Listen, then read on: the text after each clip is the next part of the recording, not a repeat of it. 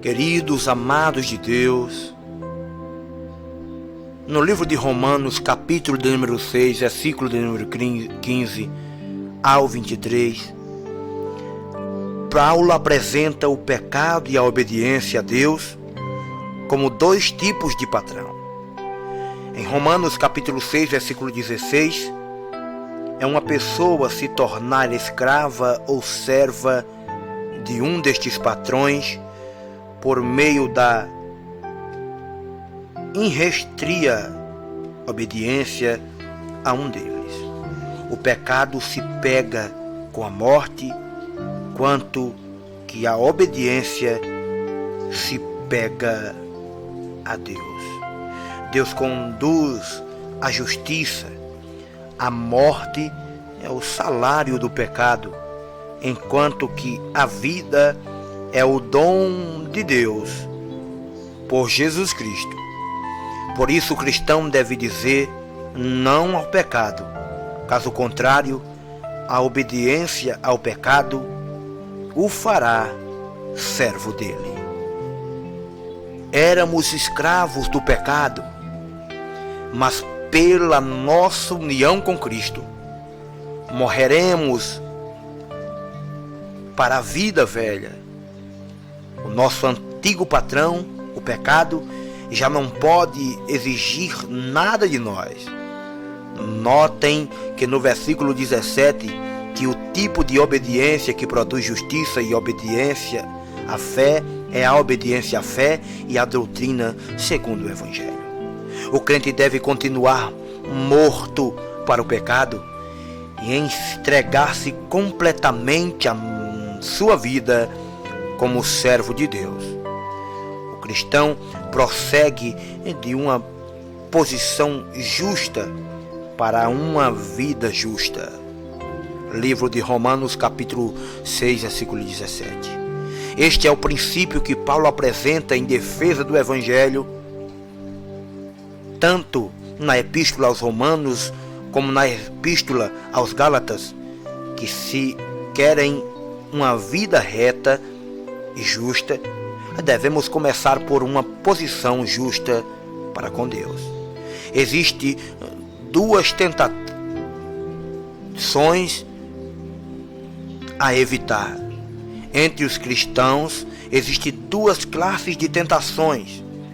Quanto ao assunto em discussão, a primeira delas é dizer: eu tenho salvação por fé, portanto não me importa o meu modo de viver, o que não é bíblico. Como cristão, somos donos da nossa vida, mas não escravos do pecado. Nossa redenção opera por Cristo. Não nos tornamos escravos do pecado na redenção operada por Cristo.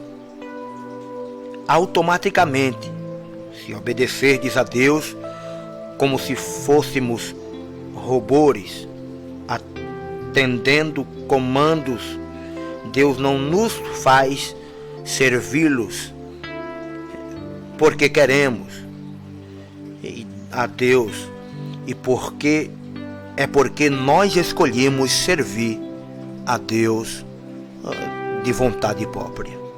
A segunda tentação é de pensar que estamos conservando nossa salvação através das boas obras. Achamos em Cristo nossa verdadeira liberdade, mas devemos render-nos ao nosso Senhor e obedecer voluntariamente. Para ilustração, um médico cristão na cidade de Londres, na Inglaterra, ilustrou a lei da liberdade cristã em Tiago, capítulo 1, versículo 25, através de uma experiência interessante. Ele receberá de presente um bonito cão de raça e costumava no princípio levá-lo para passear todas as tardes.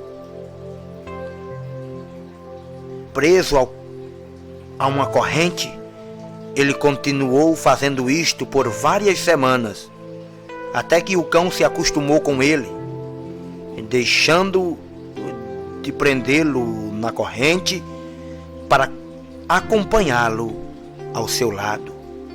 Logo que se achou na rua, sem a lei da corrente para segui-lo, o cão correu para longe. Parecia que fugia para sempre, porém isso não se sucedeu. Logo depois, ele voltou e, muito satisfeito, acompanhou seu dono, subindo à sua direção com uma lei mais forte que a corrente que o prendia, que era a lei do amor. Dizia, pois, referindo ao cristão que havia em Londres, 3 tipos de cães: os errantes sem dono, que tinham liberdade sem lei, os cães presos por corrente, e os que tinham lei sem liberdade, e os cães soltos, que seguiam seus donos, que podiam fugir, mas escolhiam não fazê-los. Eles presos pelo amor, pela lei da liberdade. A lei da liberdade é mais santa e mais poderosa do que qualquer outro código, regulamentos que existem. O cristão que espera encontrar no Novo Testamento um novo código de leis e regulamentos não tem compreendido a lei da liberdade cristã, que nos ensina o discípulo fiel e sincero a consultar não um código de regras, mas a vontade do Salvador amado. O ímpio tem liberdade sem lei, enquanto o judeu tem lei sem liberdade. Já o cristão nascido de novo tem a lei da liberdade. O domínio de Cristo sobre nós coloca-nos sobre uma lei pessoal muito elevada, pois trata-se de uma união espiritual com Ele e a liberdade com Ele, a lei de Cristo. Livro de 1 Coríntios capítulo 9, versículo de número 21. Romanos capítulo 7, versículo de número 22. Gálatas capítulo 6, versículo de número 2. A salvação é uma transferência do senhorio, tanto debaixo da lei como debaixo da graça. O homem é um servo. Romanos capítulo número 6, versículo 14 a 15.